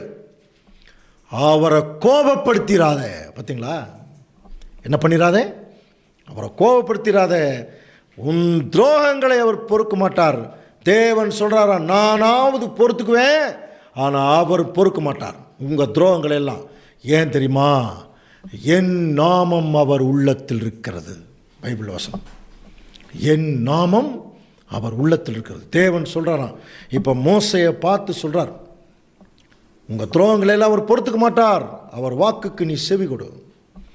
அவரை கோபப்படுத்திடாத. அப்படின்னா இஸ்ரேல் ஜனங்கள் தேவனுக்கு பிரியமில்லாத விக்கிரகாராதனை பண்ணும்போது அங்கே கோபப்பட்டது யாருன்னு படிக்கிறோம். ஆண்டவர் இயேசு கிறிஸ்து பரீட்சை பார்த்தாங்க. பாம்புகளால் அழிக்கப்பட்டார்கள். படிக்கிறோம் இல்லையா அன்புக்குரிய சகோதர சகோதரர்களே? அப்படின்னா பழைய ஏற்பாட்டு காலத்தில் இஸ்ரேல் ஜனங்கள் வெளிநடந்து போகல ஆண்டவர் இயேசு கிறிஸ்து அவங்களோடைய போனார். மோசேக்கு முன்னாடி போனார். என்ன மாற போனார்னு பைபிள் சொல்லுதுன்னா ஒரு பிரதான தூதராக முன்னாடி போயிட்டுருக்கார். புரியுதுங்களா? ஒரு பிரதான தூதரா. இதை இனி நீங்கள் யாத்திராகமம் படித்து பாருங்கள், நல்லாவே புரியும். செங்கடலை பிளக்குது. அந்த சூழ்நிலை தெரியும் இல்லையா? முன்னாடி செங்கடல், பின்னாடி பார்வோனுடைய இராணுவம். ஜனங்க கொந்தளிக்கிறாங்க. மோசே கிட்ட சொல்கிறார், உன் கையில் இருக்கிறது என்ன, அதை நீட்டு. அப்படியே செங்கடல் பிளக்குது. ஜனங்கள் உள்ளே போகிறாங்க இல்லையா? அந்த ஒரு சின்ன கடல், அதில் உள்ளே போகிறாங்க. அப்படி உள்ளே போகும்போது பின்னாடி பார்வோனுடைய இராணுவம் வந்துட்டுருக்கு. பயந்துக்கிறாங்க. வசனம் படிச்சிருக்கீங்களா? வசனம் வாசிக்கலாம் பாருங்க. அப்பொழுது இஸ்ரேலின் சேனைக்கு முன்பாக நடந்த தேவதூதனானவர் விலகி அவர்களுக்கு பின்னாக நடந்தார். புரியுதா? யாத்திராகமம் 14ஆம் அதிகாரம் 19ஆம் வசனம். ஆண்டவர் இயேசு கிறிஸ்து என்ன பண்ணியிருக்காருன்னா முன்னாடி போயிட்டு இருந்திருக்கார். பிளக்குது, அதிசயம் நடக்குது, ஜனங்க போகிறாங்க. பின்னாடி பிரச்சனை, அப்படியே பின்னாடி வந்து நிற்கிறாருங்க. என்ன தெரியுமா? அந்த பிரிந்த செங்கடல் என்ன ஆயிடுச்சு? இப்போ ஒன்றா சேர்ந்தது. பார்வோனுடைய மொத்த இராணுவம் அதில் என்ன ஆயிடுச்சான்? வாஷ் அவுட் ஆகி போயிடுச்சு. அன்புக்குரிய சகோதர சகோதரர்களே, கவனிக்கிறீங்களா? அப்படின்னா பழைய ஏற்பாட்டு காலத்தில் இஸ்ரேல் ஜனங்களை முற்றும் முடிய வழி நடத்தினதே நம்முடைய ஆண்டவர் இயேசு கிறிஸ்து தாங்க. ஆனால் அங்கே அவர் இருக்கிறாருன்னு யாருக்குமே தெரியல. ஒரு பிரதான தூதராக அந்த வேலையை அங்கே செஞ்சுட்டு இருந்தார். இப்போ உங்களுக்கு ஒரு கேள்வி வரும், இயேசு கிறிஸ்து தூதரா? தூதர்னு சொல்கிறீங்களா? பைபிள் அப்படி தான் சொல்லுது. நீங்கள் தூதர்னா ஏதோ ஒரு சாதாரண ஆள் நினைக்கிறீங்களா? இந்தியாவுக்கான அமெரிக்க தூதர்னா என்ன அர்த்தம் தெரியுமா? இந்தியாவுக்கான அமெரிக்க தூதர்னா அமெரிக்காவையே ரெப்ரசன்ட் பண்ணுறவர்னு அர்த்தம். அன்புக்குரிய சகோதர சகோதரியை கவனிங்க. அதே மாதிரி அமெரிக்காவுக்கான இந்திய தூதர் அப்படின்னா இந்தியாவை ஒரு நாட்டையே ரெப்ரசன்ட் பண்ணுறவர். It is equal to cabinet minister. ராஜாங்க மந்திரிக்கு இணையான பதவி. அது சாதாரணமான விஷயம் இல்லை. அம்பாசிடர் சொல்கிறோம் இல்லையா? அம்பாசிடர்னா நமக்கு அம்பாசிடர் கார் தான் ஞாபகத்துக்கு வரும் இல்லையா? அம்பாசிடர்னா பிரதான தூதுவர். அப்படின்னா என்ன புரிஞ்சுக்கலாம்? பிதாவாகிய தேவனுடைய பிரதான தூதுவர் ஆண்டவர் இயேசு கிறிஸ்து இந்த பூமியில் வேலை செய்கிறார், பழைய ஏற்பாட்டு காலத்திலேயே. அதனால தான் தேவன் சொல்கிறாராம், அவரை கோபப்படுத்திடாத, உங்கள் துரோகங்கள் எல்லாம் அவர் பொறுத்துக்க மாட்டார், என்னுடைய நாமம் அவர் உள்ளத்தில் இருக்குது. அதனால தான் முதல் வருகையில் ஆண்டவர் இயேசு கிறிஸ்து இந்த பூமியில் வந்தபோது என் பிதாவின் நாமத்தினால தாங்க வந்தேன்னார். நீங்கள் வணங்கி கொண்டிருக்கிற என் பிதாவின் நாமத்தினால தான் வந்தேன், ஆனால் நீங்கள் யாருமே என்னை ஏற்றுக்க மாட்டேங்கிறீங்க அப்படின்னு ஆண்டவர் இயேசு கிறிஸ்து கேட்டார். அது மட்டும் இல்லை அன்புக்குரிய சகோதரர்களே, இதனுடைய கன்சாலிடேஷன் ரிப்போர்ட் எப்படி வழி நடத்தினாருங்கிறத ஏசாயா எழுதுகிறார் பாருங்க. ஏசாயா 63ஆம் அதிகாரம் 9ஆம் வசனம். அவர்களுடைய எல்லா நெருக்கத்திலும் அவர் நெருக்கப்பட்டார், அவருடைய சமூகத்தின் தூதனானவர் அவர்களை ரட்சித்தார். பார்த்தீங்களா? அவருடைய தேவனுடைய சமூகத்தின் தூதனானவர் அவர்களை ரட்சித்தார். அவர் தமது அன்பு நிமித்தமும் தமது பரிதாபத்தின் நிமித்தமும் அவர்களை மீட்டு பூர்வ நாட்களில் எல்லாம் பழைய காலத்தில் அவர்களை தூக்கி சுமந்து வந்தாராம். அதனால தான் அடிக்கடி நம்ம பிரசங்கத்தில் சொல்கிறது உண்டு, இஸ்ரேல் ஜனங்கள் என்னமோ போயிட்டு இருந்தது வனாந்தரம் தான், ஆனால் ஒரு பங்களாவுக்குள்ளே என்ன வசதி இருக்கிறோ அத்தனை வசதியும் வனாந்தரத்தில் தேவன் செஞ்சு கொடுத்தார். பாருங்கள், செருப்பு கூட தேயிலை தூக்கிட்டு வந்திருக்கார். என்ன நடந்தது தெரியுமா? அதிலேயே 10ஆம் வசனம் பாருங்கள். அவர்களோ கலகம் பண்ணி அவருடைய பரிசுத்த ஆவியை விசனப்படுத்தினதுனால அவரே அவர்களுக்கு என்னவா மாறிட்டார்? இப்போ சத்துருவாக மாறி அவரே அவர்களுக்கு விரோதமாக யுத்தம் பண்ணினார். கவனிங்க, தூக்கிட்டு வந்தார். இந்த ஜனங்க ஓவர் முரட்டாட்டம் பொத்துன்னு கீழப்பட்டார். அவரே அவர்களுக்கு சத்துருவாக மாறினாரா. அதனால தான் கொள்ளிவாய் சர்ப்பம் விட்டு அடிச்சிட்டார். சாங்க எல்லாரும். நீங்கள் எந்த காலத்தில் திருந்த மாட்டீங்க. எவ்வளவு மேன்மையான கடவுளுக்குரிய காரியங்களுக்குள்ளே நான் உங்களை வழிநடத்தும் போது நீங்கள் மறுபடியும் அதே கல்லையும் மண்ணையும் வணங்கிட்டு இருக்கிறீங்க, விக்கிரகாரனை முரட்டாட்டம் பண்ணிட்டு இருக்கிறீங்க. நீங்கள் லாய்க்கில்லை. இவங்க என்ன சொன்னாங்க தெரியுமா? இந்த வனாந்தரத்தில் எங்களை அழிக்கிறதுக்கு தான் கொண்டு வந்தீங்களா, எங்கள் குழந்தை குட்டிகளெல்லாம் சாக வைக்கிறதுக்கு தான் கொண்டு வந்தீங்களான்னு மோசைகிட்டெல்லாம் பயங்கரமாக அவர்கள் அதாவது கலகம் பண்ணுறாங்க. மோசே போய் யாரை பார்த்து பேசியிருப்பார்? அப்போது கவனிச்சு பாருங்கள். அப்போ மோசே யாரை பார்த்துருப்பார்? பயங்கர கோபம் ஆண்டவர் இயேசு கிறிஸ்துவுக்கு. அதைத்தான் அந்த வசனம் சொல்லுது. பாம்புகளால் அழிக்கப்பட்டார்கள். பரீட்சை பார்த்தாங்க இந்த இஸ்ரேல் ஜனங்க. இப்போ மோசே போய் பேசுகிறார். இப்போ என்ன பிரச்சனைனா அப்படின்னா, இஸ்ரேல் ஜனங்களுக்கு தான் தெரியல, இயேசு கிறிஸ்துவ வந்துட்டு போனது தெரியல, ஒரு பிரதான தூதராக வேலை செய்கிறாங்க. மோசேக்குமா தெரியல. அப்போ மோசே யாரை பார்த்தார்? அது வேணும் இல்லையா? இப்போ வாசிக்கலாம் பாருங்க. என்னாகமம் 12ஆம் அதிகாரம் 7ஆம் வசனம். என் தாசனாகிய மோசேயோ அப்படிப்பட்டவன் அல்ல, என் வீட்டில் எங்கும் அவரை பற்றி ஒரு சின்ன இன்ஃபர்மேஷன். அவர் எங்கும், என் வீட்டில் எங்கும் உண்மை உள்ளவன், நான் அவனுடன் மறைபொருளாக அல்ல, முகமுகமாகவும் பிரத்யட்சமாகவும் பேசுகிறேன். கவனிங்க, அவன் கர்த்தரின் சாயலை காண்கிறான். புரியுதா? அவன் கர்த்தரை காண்கிறான்னு சொல்லல, அவன் கர்த்தரின் சாயலை காண்கிறானா. புரியுதுங்களா? அப்போ மோசே யாரை பார்த்து பேசிட்டு இருந்திருக்காருன்னா, கர்த்தருடைய சாயல்ல ஒருத்தர் இருந்தாராங்க. அவரை தாங்க பார்த்து பேசிட்டு இருந்திருக்கார். அவர் தான் இவருக்கு இன்ஸ்ட்ரக்ஷன் கொடுத்துருக்கார். அவர் தான் இப்படி போ அப்படி போன்னு சொல்றார். இதை எத்தனை சொன்னார்? அவருக்கு நீ செவி கொடு, உனக்கு முன்னாடி அவரை அனுப்புறேன், அவருக்கு நீ செவி கொடு, அவரை கோவப்படுத்திடாதீங்க, உங்கள் துரோகங்களை பொறுத்துக்க மாட்டார். புரியுதுங்களா? அப்போ மோசே யாரை பார்த்தாருன்னா, கர்த்தருடைய சாயலை பார்த்தாராம்.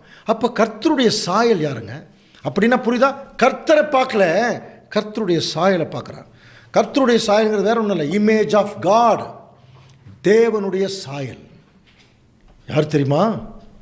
ஆண்டவர் நமக்கு தெளிவாக வசனத்தில் சொல்லியிருக்காருங்க. பிதாவாகிய தேவனுடைய சாயலில் ஒரே ஒருத்தர் தாங்க, வானத்திலும் பூமியிலும் எங்கே போனாலும் சரி ஒருத்தர் தான். அவர் யார்? பவுல் எழுதுறார் பாருங்க, 2 கொரிந்தியர் 4ஆம் அதிகாரம் 4ஆம் வசனம். தேவனுடைய சாயலா இருக்கிற, புரியுதுங்களா?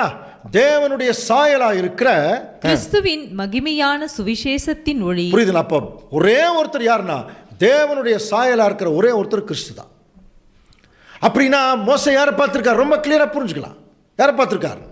கரெக்ட், ஆண்டவர் இயேசு கிறிஸ்துவை தான் பார்த்தார். ஆனா உலக ரட்சகர் இல்லையா, தாவீதின் வேர் அப்படியெல்லாம் தெரியல. அன்றைக்கு அவர்களை வழிநடத்துகிற பிதாவாகிய தேவனுடைய பிரதான தூதரா ஆண்டவர் இயேசு கிறிஸ்து மோசேக்கு முன்னாடி நிற்கிறார். தேவன் போலயே பேசிட்டு இருக்கார். நல்லா புரிஞ்சுக்கலாம். இப்போ மோசே பாருங்க, கர்த்தருடைய சாயலை காண்கிறான். இந்த விஷயத்தை தாங்க சாத்தான் இன்னைக்கு வரைக்கும் மறைச்சிருக்கான். பாருங்க, தேவனுடைய சாயலா இருக்கிற கிறிஸ்துவின் மகிமையான சுவிசேஷத்தின் ஒளி அவிசுவாசிகளாகி அவர்களுக்கு பிரகாசமாயிராதபடி இப்பிரபஞ்சத்தின் தேவனானவன் அவருடைய மனசை குருடாக்கிட்டான் இன்னைக்கு. அதனால தாங்க இந்த மகா பெரிய சத்தியங்களுக்குள் இருக்கக்கூடிய வெளிச்சத்தை கண்டுபிடிக்க முடியாதபடி கண்ணையே குருடாக்கிட்டானா சாத்தான். கிறிஸ்தவ மண்டலம் சுத்தமாக கண்ணையே குருடாக்கி வச்சிருக்கான். இப்படிப்பட்ட சத்தியங்கள் தெரிந்து கொள்ள முடியாது. கண்ணை திறந்தவனை பார்த்துருமில்ல, நம்முடைய மனக்கண்களை குருடாக்கிட்டான். அதுக்கு பதிலாக வேற என்னென்னத்தையோ காட்டுறான். இந்த பூமியில் ஆசை, ஆடம்பரம் இல்லையா, பெரிய பெரிய களியாட்டுக்கள், இதை அதிகமாக காட்டுறான். நம்முடைய பாவ சந்தோஷங்கள், சுயநலம் அப்படி முன்னாடி தூக்கி வச்சு காட்டுறான் எல்லாத்துக்கிட்டையும். உண்மையான சத்தியத்தை உள்ளே போய் பார்க்கறதுக்கு யாரையும் அவன் அனுமதிக்கிறது இல்லை. கவனிக்கலாமா? இந்த மாதிரி வேலை தாங்க ஆண்டவர் இயேசு கிறிஸ்து வந்து பழைய ஏற்பாட்டு காலத்தில் ரொம்ப தெளிவாக அந்த இஸ்ரேல் ஜனங்களை வழிநடத்தினார். மோசே இயேசு கிறிஸ்துவை தான் பார்த்தார். நல்லா புரிஞ்சுக்கலாம், பிரதான தூதரா. அப்போ கர்த்தருடைய சாயலுங்கிறது யாருன்னு புரிஞ்சுட்டோம் இல்லையா? அதுக்கு வசனமே நமக்கு சாட்சி இல்லையா? நம்முடைய ஆண்டவர் இயேசு கிறிஸ்து தான். அப்படின்னா பழைய ஏற்பாட்டு காலத்தில் நம்முடைய ஆண்டவர் இயேசு கிறிஸ்து எப்படி வேலை செஞ்சுருக்காருன்னா, ஒரு பிரதான தூதராக இருந்து அவர் வேலை செய்கிறார். நல்லா புரிஞ்சுக்கலாம். இது மட்டும் இல்லை, இன்னும் நிறையா எவிடன்ஸ் வருது பாருங்க பின்னாடி. இது 2வது ப்ரூஃப். 3வது, இதே இஸ்ரேல் ஜனங்களுடைய முற்பி தான் ஆபிரகாம் இருக்கா இல்லையா? இந்த ஆபிரகாமுக்கு அவர் தானே கூப்பிட்டாரு, போய் நான் காண்பிக்கும் தேசத்துக்கு நீ போனார். சரியான உற்பவ கால திட்டத்தில் ஈசாக்கு ஒரு குழந்தை பிறந்தது. இப்போ கொஞ்ச நாள் கழிச்சு என்ன பண்ணார்? அதே ஆண்டவர் சொல்கிறார் பாருங்க, கர்த்தருடைய தூதனானவர். பாருங்க எங்கே ஆரம்பிக்கிறது எப்படி பாருங்க. ஆதியாகமம் 22:11, கர்த்தருடைய தூதனானவர் வானத்திலிருந்து ஆபிரகாமை நோக்கி ஆபிரகாமை கூப்பிடுறார். அப்பொழுது அவர் பிள்ளையாண்டான் மேல் கவனிச்சு பாருங்க, ஒரு பெரிய பலி செலுத்துன்னு சொல்கிறார். இவங்களும் போகிறாங்க. போய் தன்னுடைய மகனை படுக்க வச்சு கையை ஓங்குறார் பலி செலுத்துறதுக்கு. அப்படி செய்யும்போது திடீர்னு இப்போ இவர் தான் கூப்பிட்டவர், கர்த்தருடைய தூதனானவர் தான் கூப்பிடுறார். இப்போ பாருங்க, அதே கர்த்தருடைய தூதனானவர் மறுபடியும் இதோ அப்படின்னு கூப்பிட்டு, அப்பொழுது அவர் உன் பிள்ளையாண்டான் மேல் கையை போடாதேனார். கையை போடாதே, அவனுக்கு ஒன்றும் செய்யாதே. கவனி, இப்போ யார் பேசிட்டு இருக்கிறது? ஆதியாகமம் 22ஆம் அதிகாரம் 11ஆம் வசனம். அப்பொழுது கர்த்தருடைய தூதனானவர், படிக்கிறோம் இல்லையா, வானத்திலிருந்து ஆபிரகாமேன்னு கூப்பிடுறார். கூப்பிட்டு பாருங்க, பிள்ளையாண்டான் மேல் கையை போடாதே, அவனுக்கு ஒன்றும் செய்யாதே, அவனை உன் புத்திரன் என்றும் உன் ஏகசுதன் என்றும் பாராமல், கொஞ்சம் கவனிங்க, எனக்காக ஒப்பு கொடுத்தபடியால் நீ தேவனுக்கு பயப்படுகிறவன் என்று இப்ப அறிந்திருக்கிறேன். அதாவது கர்த்தருடைய தூதனானவர் தான் சொல்றார். என்ன சொல்றாருன்னா, தயவு செய்து பிள்ளையாண்டான் மேல் கையை போச்சிடாத, ஐயோ அவனை வெட்டிடாத. என்ன மாதிரி ஒரு மனுஷன் நீ? உன் புத்திரன் என்றும் உன் ஏக சுதன் என்றும் பாராம, உன் ஒரே பையனு கூட பார்க்காம நீ வெற்றக்கு துணிஞ்சிட்டியே. நீ எவ்வளவு தேவனுக்கு பயப்படுகிறவன் என்று இப்பொழுது அறிந்திருக்கிறேன். யார் சொல்றது? யார் சொல்றதுங்க? கர்த்தருடைய தூதனானவர் சொல்றார். இவர் தான் தொடக்கத்தில் போய் நீ போய் உன் மகனை பலி கொடுன்னு சொன்னவர் இவர் தான், தேவனுடைய சார்பா. இப்ப சொல்றார், வெட்டாத, நீ வெற்ற, நீ எவ்வளவு ஒரு சாக்ரிஃபைஸ் பண்ண போற நீ அப்படிங்க நான் தெரிஞ்சுக்கிட்டேன். இதில் இன்னொரு கேள்வி கூட இருக்கு. பேசிட்டு இருக்கிறது கர்த்தருடைய தூதனானவர்.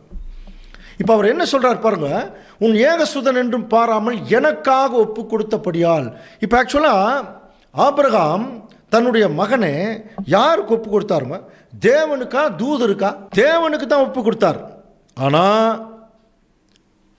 அங்க தூதன் என்ன சொல்றார்? எனக்காக ஒப்பு கொடுத்தபடியால். இது எப்படி சாத்தியம்? தேவன் மேல் இருக்காரு, இப்ப தூதன் கீழ் இருக்கார். இப்ப என்ன கவனிச்சு பார்த்தீங்கன்னா, இப்ப தூதன் சொல்றார், நீ எனக்காக ஒப்பு கொடுத்தபடியால். புரியுதுங்களா? அப்போ தேவனுக்கு அவர் பலி செலுத்தினாரா, தூதருக்கு பலி செலுத்தினாரா? இந்த கேள்விக்கு விடை அடுத்த வசனத்தில் தாங்க வருது. இப்போ என்ன நடந்துட்டு இருக்கு தெரியுமா அன்புக்குரிய சொல்? ரொம்ப முக்கியமான ஒரு கான்செப்ட், தயவு செய்து கவனிங்க. இப்போ அவர் தன்னுடைய மகனை பலி செலுத்த துணிந்த உடனே இப்போ அதே தூதனானவர் 2ஆம் முறை வானத்திலிருந்து கூப்பிட்டு என்ன சொல்றார்? நீ உன் புத்திரன் என்றும் உன் ஏகசுதன் என்றும் பாராமல் இந்த காரியத்தை நீ செய்தபடியால், கவனிங்க, நான் உன்னை ஆசீர்வதிக்கவே ஆசீர்வதித்து உன் சந்ததியை வானத்து நட்சத்திரங்களைப் போலவும் கடற்கரை மணலைப் போலவும் பெருக பண்ணுவேன். இது நம்ம 2ஆம் உலக சப்ஜெக்ட்லேயே பார்த்துட்டோம் இல்லையா? ஒரு மகா பெரிய வரலாற்று சிறப்பு மிக்க ஒரு ஆசீர்வாதத்தை தேவன் கொடுக்குறார். அதனுடைய பேஸ் தான் இப்போ வரைக்கும் நடந்துட்டு இல்லையா? 2 சந்ததி வெளியே வரணும், அதுக்கு தான் 2ஆம் உலகம். ஒன்று வானத்து நட்சத்திரம், இன்னொன்று கடற்கரை மணல். வானத்து நட்சத்திரங்கிறது திருச்சபை, பரலோகத்தினுடைய ஆசீர்வாதத்தை வாங்கக்கூடிய திருச்சபை. கடற்கரை மணல்ங்கிறது பூலோகத்தினுடைய ஆசீர்வாதத்தை சுதந்திரிக்கக்கூடிய இஸ்ரேல் ஜனங்கள், முற்பிதாக்களுடைய தலைமையில். கொஞ்சம் கவனிக்கலாம். அப்போ இதுதான் அந்த சென்டர் கோர். இப்போ அதை சொல்லிட்டு, நீ என் சொல்லுக்கு கீழ்ப்படிந்தபடினால், கவனிங்க, உன் சந்ததிக்குள் பூமியில் உள்ள சகல ஜனங்களையும் ஆசீர்வதிக்கப்படும் என்று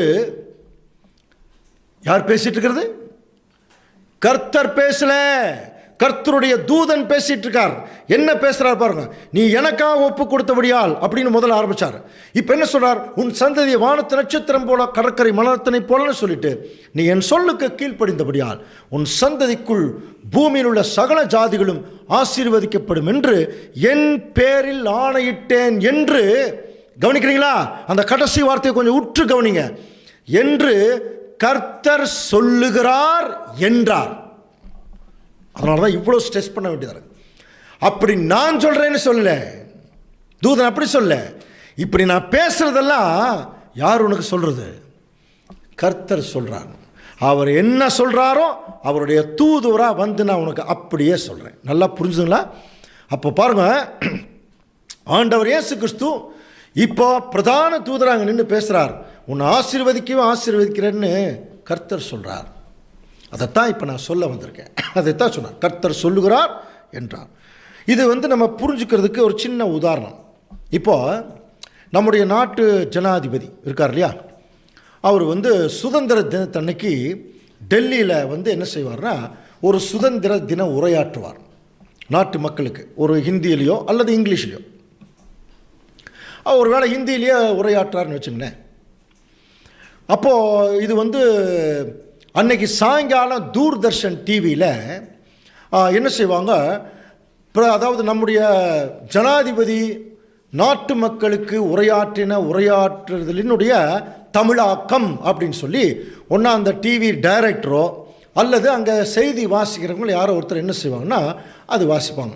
இது வந்து தூர்தர்ஷன் டிவியில். இப்போ நமக்கு வந்து தூர்தர்ஷன் டிவி எல்லாம் மறந்து போயிருக்கும். ஏன், நம்ம தூர்தர்ஷன் டிவியே பார்க்கறதில்ல இல்லையா, பொதிகை டிவியெல்லாம் பார்க்குறதில்ல. டிவி அப்போ நமக்கெல்லாம் இப்போ என்ன போச்சுன்னா கேளிக்கை டிவி நிறைய வந்துருச்சு இல்லையா, அதைத்தான் அதிகமாக நம்ம பார்த்துட்ருக்குறோம், தூர்தர்ஷனாக பார்க்குறதில்ல. ஆனாலும் இது வந்து காலங்காலமாக நடைமுறை. இப்போ பாருங்கள், ஜனாதிபதி எப்படி தெரியுமா பேசுவார், இந்திய நாட்டினுடைய ஜனாதிபதியாகிய நான் வந்து குடிமக்களாகி உங்களுக்கு நான் ஒரு வாழ்த்து செய்தி சொல்கிறேன் அப்படின்னு சொல்லி அவர் இந்தியில் சொல்கிறத இப்போ ஒரு சகோதரி மொழிபெயர்க்கிறாங்க. எப்படி மொழிபெயர்ப்பாங்கன்னா, இந்திய நாட்டு ஜனாதிபதியாகிய நான் உங்களுக்கு சொல்கிறேன் அப்படின்னா அவங்களா ஜனாதிபதி இல்லை, அவர்கள் ஜனாதிபதி என்ன பேசுகிறாரோ அதை எப்படி என்ன செய்கிறாங்க, மொழிபெயர்த்து சொல்கிறாங்க இல்லையா. அதே மாதிரி தான் ஆண்டவர் என்ன சொன்னார், என் பிதாவை ஒருவனும் ஒரு காலம் கண்டதில்லை. புரியுதுங்களா? அடுத்தது அவருடைய சத்தத்தை கூட்டு கேட்டதில்லை, அவர் மடியில் இருக்கிற குமாரன் தான் அவரை வெளிப்படுத்துகிறார். அப்படிங்கிற போது இந்த இடத்துல பழைய ஏற்பாட்டு காலத்தில் என்ன நடந்திருக்கு தெரியுங்களா, நமக்கு நல்லா தெரியும்.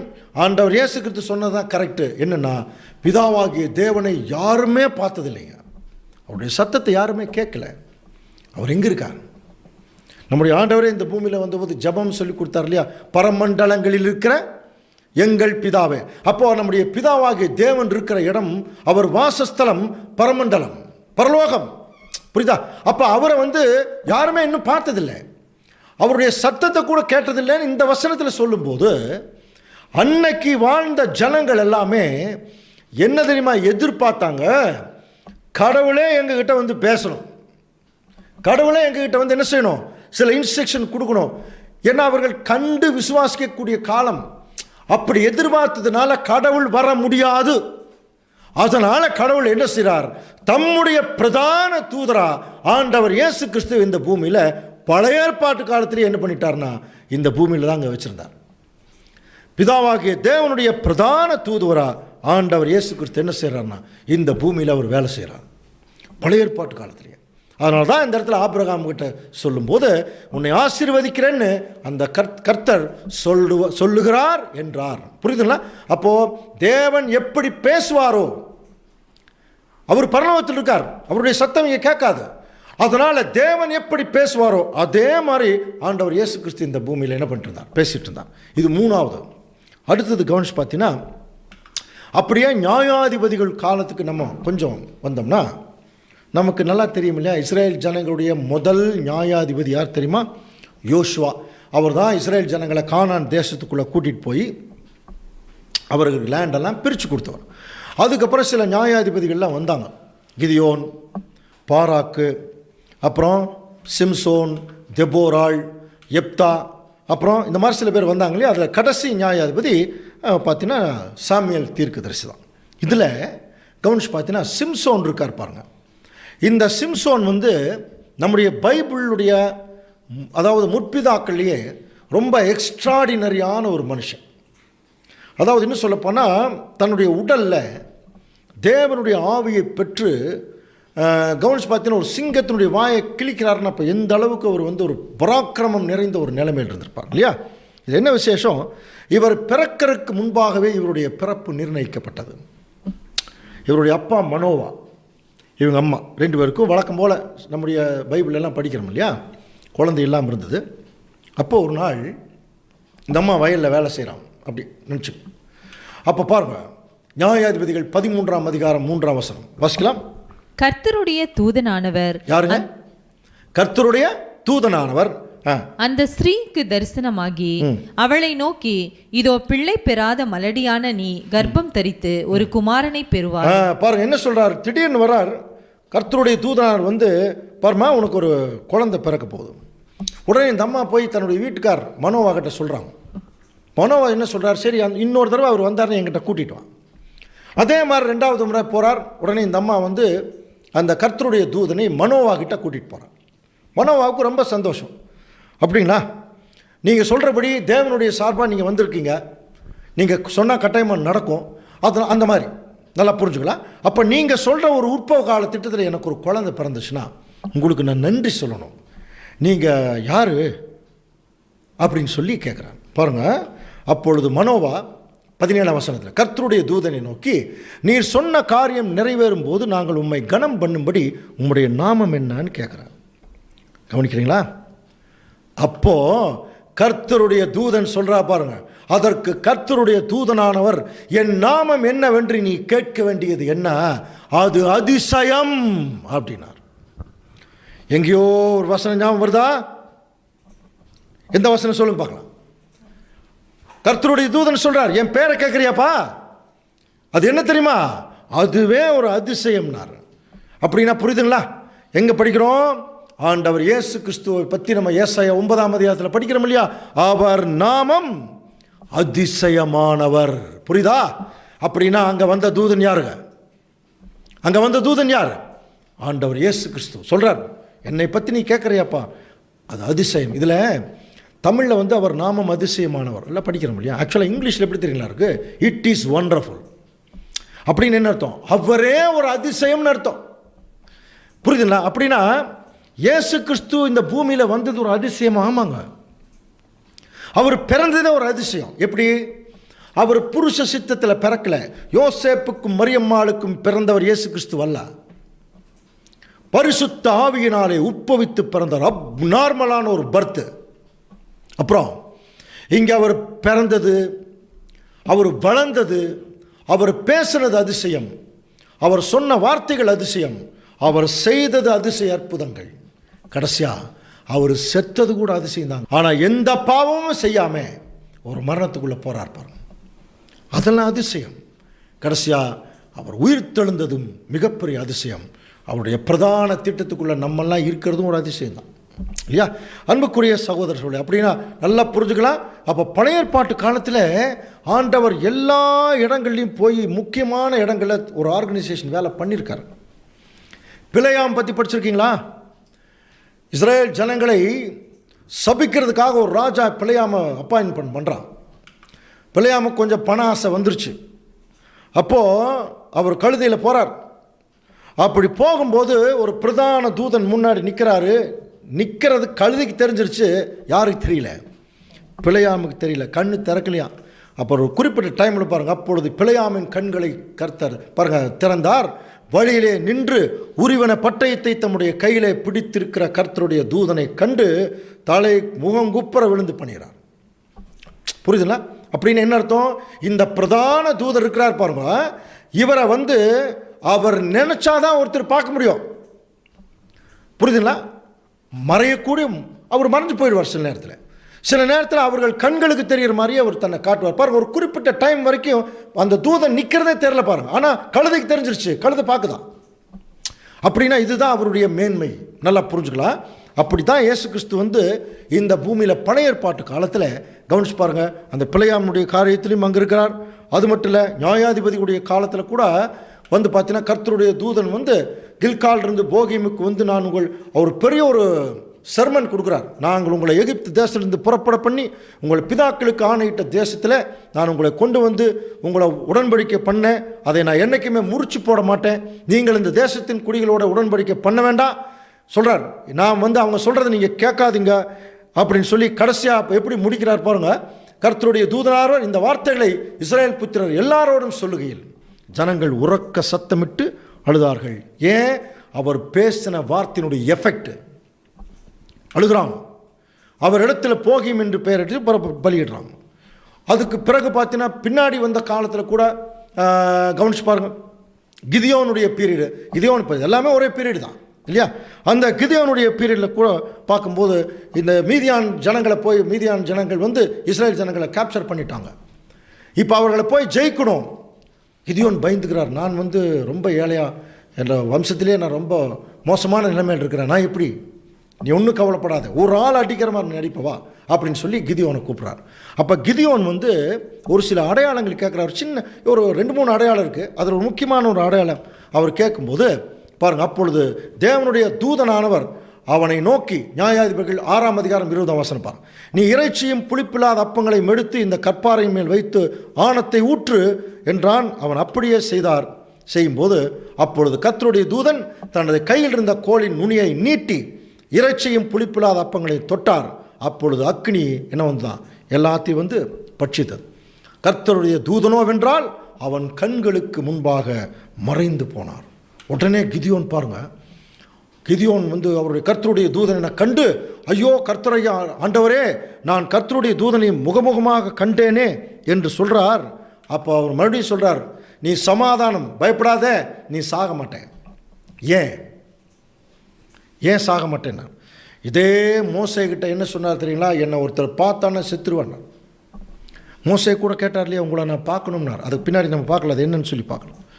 அதே மாதிரி எலியா கிட்ட கூட சில வசனங்கள் நீங்கள் படித்து பார்த்தீங்கன்னா, கர்த்தருடைய தூதனானவர் எலியா கிட்ட பேசினார் இருக்கும்.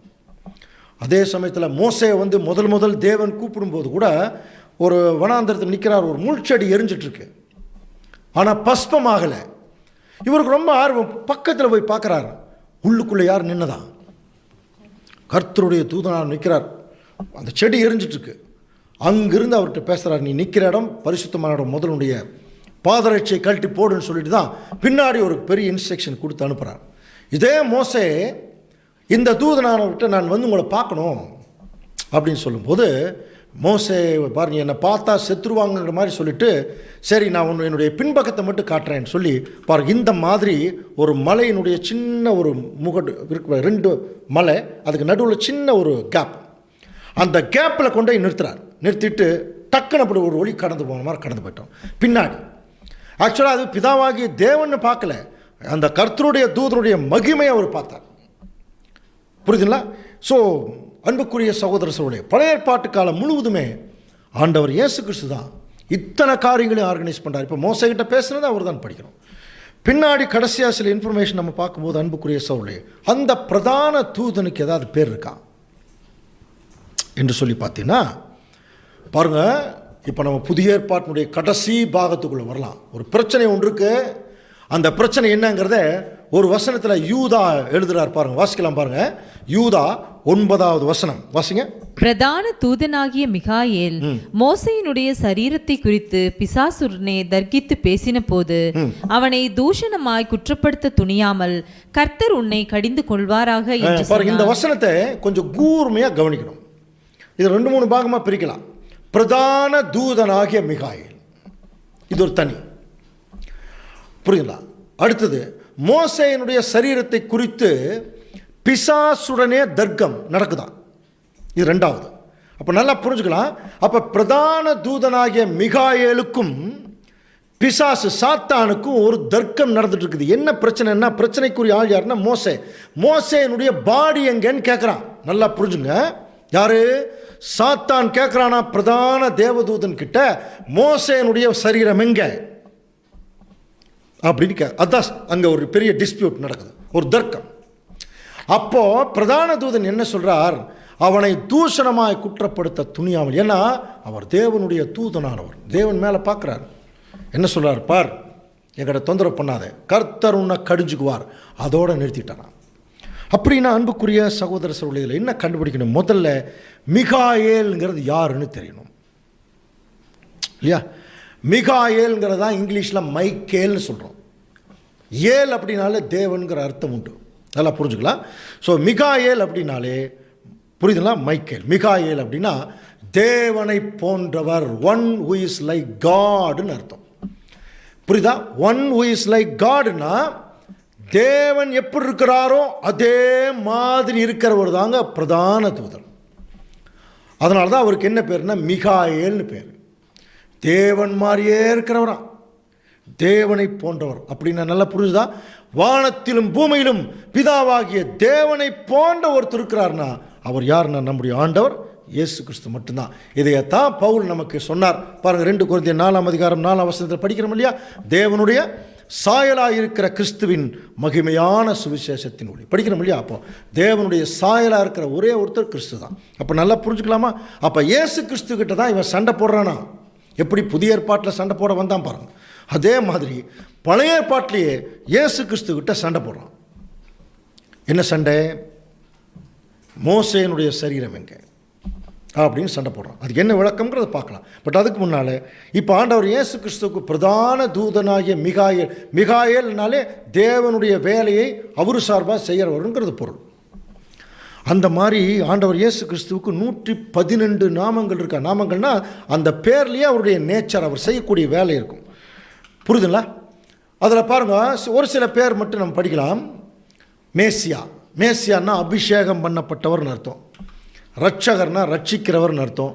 அதிசயம், இப்போ பார்த்தோம் இல்லையா, அவர் செய்கிறது எல்லாமே அதிசயம் தான். அப்புறம் அவருக்கு ஒரு ஞானம்னு பேர், ஞான கண்மலை படித்தோம் இல்லையா. அப்புறம் ஆண்டவர் இயேசு கிறிஸ்துவ தேவனுடைய வார்த்தை என்று சொல்லப்பட்டிருக்கு. இந்த மாதிரி சொல்கிறாங்க. 118 நாமங்கள், 118 வேலை அவர் செய்கிறார். அதே மாதிரி ஆட்டுக்குட்டியானவர், எப்படி ஒரு அடிக்கப்பட்ட ஆட்டுக்குட்டி மாதிரி அந்த மாதிரி இருக்கிறார்.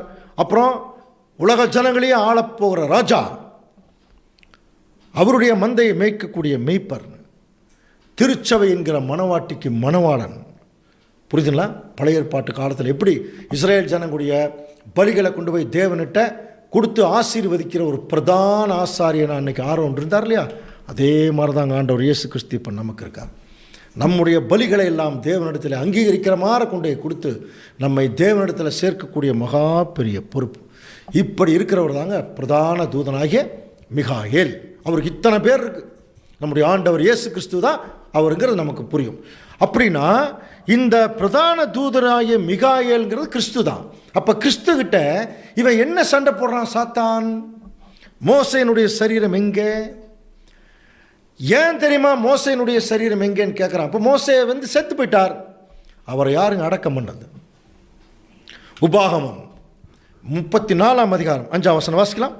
அப்படியே கர்த்தரின் தாசனாகிய மோசே மோவாப் தேசமான அவ்விடத்திலே கர்த்தருடைய வார்த்தையின்படியே, நமக்கு நல்லா தெரியும் இல்லையா, அங்கே கானான் தேசத்துடைய எல்லையிலேயே மோசையை கொண்டு போய் தேவன் நிறுத்தி, பாரு கானான் தேசத்தை நல்லா பார்த்துக்கோ அப்படின்னு சொல்லிட்டு அங்கேயே அவர் பாருங்க, அவர் மோவாப் தேசத்துள்ள பெத்பேயருக்கு எதிரான பள்ளத்தாக்கிலே அடக்கம் பண்ணினார். இந்நாள் வரைக்கும் அவருடைய பிரேத குழியை ஒருத்தரும் தெரியல. இப்போ என்ன பிரச்சனை தெரியுங்களா? இஸ்ரேல் ஜனங்களுக்கு எகிப்திலேயே விக்கிரக ஆராதனை என்கிற ஒரு மகா பெரிய மோசமான தவறை செய்ய வச்சு அந்த ஜீன் கொடுத்துட்டான் முதலே சாத்தான். புரியுதுங்களா? ஒட்டுமொத்த உலகத்தையும் விக்கிரக ஆராதனைக்குள்ள வழி நடத்திட்டு இருக்கிறான். இப்போ அவனுக்கு என்ன தெரியுங்களா பிரச்சனை? மோசேயினுடைய சரீரத்தை யார் அடக்கம் பண்ணது? அடக்கம் பண்ணவங்கிட்ட தானே கேட்கணும். அடக்கம் பண்ணவங்கிட்ட தானே கேட்கணும். இயேசு கிறிஸ்து தான் அடக்கம் பண்ணார். அதனால தான் சண்டை போடுறான். மோசேனுடைய பாடி எங்கே? எதுக்கு தெரியுங்களா? 40 நாள் மோசே மேலே போயிட்டு வர்றதுக்குள்ளேயே, மலைக்கு போயிட்டு வர்றதுக்குள்ளேயே இவங்க கடவுள் வேணும் கடவுள் வேணும்னு சொல்லி ஆரோனை தொந்தரவு பண்ணி இல்லையா, பொன் கன்றுக்குட்டி செஞ்சு வணங்க ஆரம்பிச்சாங்க. எகிப்தில் அந்த மாதிரி கண்ணுக்குட்டி தான் வணங்கிட்டு இருந்தாங்க. அப்போ 40 நாள் மேலே போயிட்டு வர்றதுக்குள்ளேயே ஒரு கண்ணுக்குட்டி செஞ்சு வணங்கினவங்க 40 வருஷம் வழிநடத்த மோசே இருக்கார் பாருங்க. அவருடைய பாடி கிடச்சிதுன்னா என்ன பண்ணுவாங்க சொல்லுங்க பார்க்கலாம். என்ன பண்ணுவாங்க? அந்த பாடியை வச்சு வணங்க ஆரம்பிப்பாங்க. இவர் தான் நம்மளை வழி நடத்தினவர். புரியுதுங்களா? அப்போ உண்மையான தேவனை விட்டுட்டு அந்த பாடியை வச்சு வணங்க ஆரம்பிச்சிருவாங்க. அதனால தான் ஆண்டவர் என்ன பண்ணார்னா யாருக்கும் தெரியாமல் அடக்கம் பண்ணிட்டார், மறைச்சிட்டார். இப்போ அடுத்த கேள்வி, இயேசு கிறிஸ்து மரித்து போனார் இல்லையா, அவருடைய பாடி எங்கேங்க தெரியல, மறைஞ்சாச்சு. அந்த பாடி இல்லை. அவர் ஆவிக்குரிய சரீரத்துக்கு போயிட்டார். கவனிக்கிறீங்களா? ஏன் தெரியுமா அந்த பாடி இன்னும் காட்டல தேவன்? ஒருவேளை இந்த பாடி எங்கேயாவது அடக்கம் பண்ணியிருந்தாங்கன்னா நம்ம மக்கள் என்ன பண்ணுவாங்க? உயிர் தெழுந்த ஆண்டவர் இயேசு கிறிஸ்துவை மதிக்க மாட்டாங்க, அந்த மாம்ச சரீரத்தை வணங்க ஆரம்பிச்சிருப்பாங்க. இன்றைக்கி நிறைய பேர் அப்படித்தாங்க. ஒரு 20 வருஷங்களுக்கு முன்னாடி வால்பாறையில் ஒரு மரம், அது என்ன ஆயிடுச்சுன்னா காற்றடிச்சு ஒரு மரம் என்ன ஆயிடுச்சு, ஒரு கிளை முறிஞ்சு ஒரு செலவு மாதிரி இப்படி தெரியுதான். உடனே நம்ம மக்கள் சிலுவு தெரியுதுன்ட்டு அங்கே போய் பார்த்துருக்குறோம். நிறைய கதைகள் இந்த மாதிரி ஒன்றுமேலாம் அந்த விஷயங்களுக்கெல்லாம் என்ன பண்ணுறாங்கன்னா, அப்போது பாருங்கள், இப்படிப்பட்ட ஒரு விக்கிரகாராதனையான விஷயங்களுக்கு தான் அதிகமாக முக்கியத்துவம் கொடுக்குறாங்க. அதனால தான் தேவன் என்ன பண்ணார்னா ஆண்டவர் இயேசு கிறிஸ்துடைய அந்த ஒரு பாடியை கூட அவர் மறைச்சிட்டார். காரணம் என்ன? பாடி மட்டும் இருந்ததுன்னா உயிர்த்தெழுந்த ஆண்டவர் விட்டுருவாங்க, பராக்கிரம ராஜாவை வரப்போகிற ஆண்டவர் விட்டுருவாங்க. புரியுதுங்களா? எனக்கு எப்படி நமக்கு அப்படித்தான் பாருங்கள், வீரபாண்டிய கட்டபொம்மன் அப்படின்னு ஒருத்தன் இருந்தானா. இப்போ அவன் நேர்லேயே உயிர்த்தெழுதலில் வந்தால் கூட யாரும் அவனை மதிக்க மாட்டாங்க. இன்றைக்கி அப்படித்தாங்க. இயேசு கிறிஸ்துவ இவங்க வேறு மாதிரி ஒரு பிக்சர் பண்ணி வச்சுட்டான். நாளைக்கு அவருக்கு மாறா வந்துட்டா அவரை விரும்ப மாட்டான். இயேசு கிறிஸ்து முதல் வருகையில் அப்படித்தானே ராஜாவை வருவார்னு எதிர்பார்த்தாங்க. ஆனால் ஆண்டவர் இயேசு கிறிஸ்து அடிமையின் ரூபம் எடுத்து மனுஷ சாயலாக வந்தார், ஏற்றுக்கவே இல்லை. இன்றைக்கி அப்படித்தாங்க எல்லா ஜனங்களுமே. ஆகவே அன்புக்குரிய சகோதர சகோதரர்களே, அதனால தான் மோசேனுடைய சரீரத்தை என்ன பண்ணார்னா ஆண்டவர் இயேசு கிறிஸ்து மறைச்சார். இப்போ சண்டை போடுறான் சாத்தான், எங்கே மோசேனுடைய பாடி. பிரதான தூதனாகிய மிகாயேலுடனே தர்க்கம் பண்ண படிக்கிறோம் இல்லையா? ஸோ இப்போ நம்ம பேசுனது எல்லாமே இன்னும் நிறையா இதை குறித்து வசனங்கள் இன்ஃபர்மேஷன் இருக்குது. அன்புக்குரிய சகோதர சகோதரர்களே, பழைய ஏற்பாட்டில் ஆண்டவர் இயேசு கிறிஸ்து எங்கே தான் இருந்தார்? இப்போ சொல்லுங்கள் பார்க்கலாம். பழைய ஏற்பாட்டில் ஆண்டவர் இயேசு கிறிஸ்து எங்கே இருந்தார்? இங்கே தாங்க, இங்கே தான் இருந்திருக்கார் பாருங்க இல்லையா? ஆதாமிலிருந்து எத்தனை வசனங்கள் இப்போ படிச்சிட்டோம் இல்லையா? அப்போ இங்கே தான் இருந்து ஒரு பிரதான தூதராக இந்த வேலையெல்லாம் செஞ்சுட்டு இருந்தார் பழைய ஏற்பாட்டில். அதே சமயத்தில் புதிய ஏற்பாட்டிலையும் ஆண்டவர் எங்கே தான் இருக்காருன்னா மனுஷனாக இந்த பூமியில் பிறந்துட்டார். பிறந்து இங்கே நிறைய வேலைகள் செய்தார் இல்லையா? அப்போ அன்புக்குரிய சகோதர சகோதரரை கவனிக்கலாம். பழைய ஏற்பாட்டிலையும் இயேசு கிறிஸ்து இங்கே தான் இருந்தார். புதிய ஏற்பாட்டிலையும் ஆண்டவர் இயேசு கிறிஸ்து பூமியில் மனுஷனாக வந்தார். அப்படின்னா பரலோகத்தில் இருந்தது யார்? ஒரு கேள்வி இருக்கா இல்லையா? பழைய ஏற்பாட்டிலையும் இயேசு கிறிஸ்து இங்கே தான் இருந்திருக்காரு, புதிய ஏற்பாட்டிலையும் இங்கே தான் மனுஷனாக வந்திருக்காருன்னா அப்போ பரலோகத்தில் இருந்தது யார் அப்படிங்கிற ஒரு கேள்வி இருக்கு இல்லையா? இந்த கேள்விக்குரிய விடையை அடுத்த கிளாஸில் நம்ம தொடர்ந்து சிந்திக்கலாம். இந்த சப்ஜெக்ட் இப்போ தாங்க ஆரம்பமாக இருக்குது. இனி அடுத்தது ரொம்ப முக்கியமான சில வசனங்கள், பயங்கரமான விஷயமெல்லாம் பின்னாடி வரப்போகிறது. அன்புக்குரிய சகோதரர்களே, அடுத்த கிளாஸில் நம்ம இதனுடைய கண்டினியூஷனை தொடர்ந்து நம்ம கவனிக்கலாம். தேவன் தாமே இந்த வார்த்தைகளை நமக்கு ஆசீர்வாதமாக்கி தருவாராக.